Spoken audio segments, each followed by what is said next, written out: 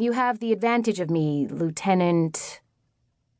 He stared at her blankly for a second, amplifying her sense of dislocation and fragile pretense. Then he went, "Ah," and shook his head. "I'm sorry, you're not plugged into ShipNet. Bannon, ma'am. Sub-Lieutenant Ian Bannon. I'm officer of the deck today. I'm sorry you've been left up here. It shouldn't have happened." The young man looked distressed now, and his discomfort made her feel even more awkward. "I understand, Lieutenant," she said. "Everything needs to happen at once just before deployment." "Even so," he said. "I apologize." They shook hands on her initiative. His eyes flitted briefly to the colored rows of decorations again, but she could forgive that. He wore no decoration beyond the stitched half-bar on one collar tab. "Sorry," he said, when he realized she'd caught him checking out the fruit salad, but he smiled as he apologized. He had a boyish grin that Lucinda imagined had been getting him out of trouble his whole life. He looked practiced in its use. "They told me you fought in the Javan War," he said, catching sight of her duffel bag under the front row of seats and reaching for it before she could. Lucinda almost told him not to.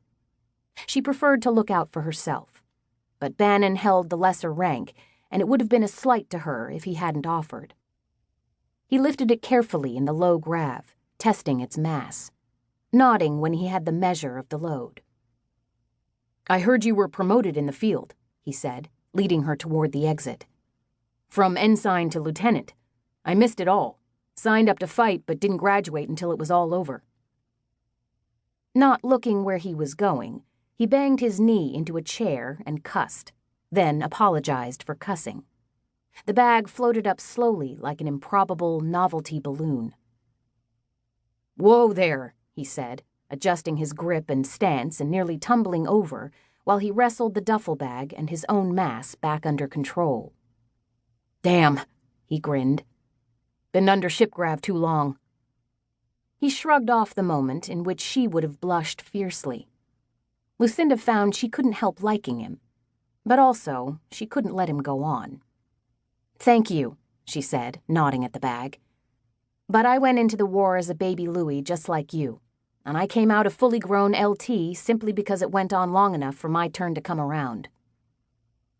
Bannon, unconvinced, gave her decorations a theatrically dubious side-eye as they exited the bare surroundings of the transit lounge. "Chief Higo told me you were promoted in the field, and the chief is never wrong. He told me that, too." She essayed a small, uncertain smile. "I would never want to correct a chief petty officer," she said, and she wasn't lying. "But my first promotion from ensign, that wasn't in the war. It was nothing, really. Just a small engagement on a counter-piracy patrol." "Okay." He grinned as though he knew she was hiding some greater truth. "If you say so." They walked down a long, wide corridor.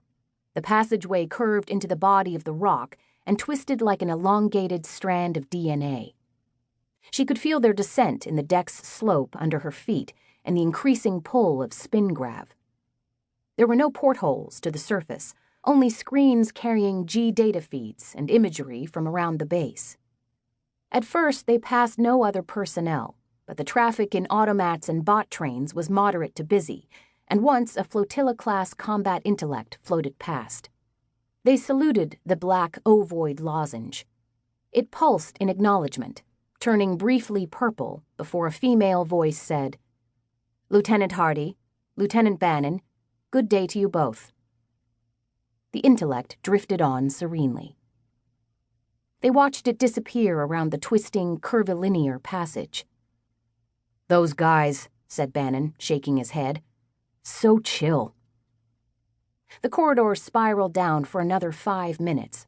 Lucinda's duffel bag grew visibly heavy in her colleague's hand.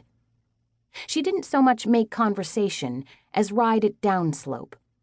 Bannon, unlike her, wasn't shy about talking about himself. By the time they stood in a secure reception bay, enjoying the one Earth-standard grav provided by the spin and the base's mass generator, she knew all about Bannon's family, wealthy but not ennobled.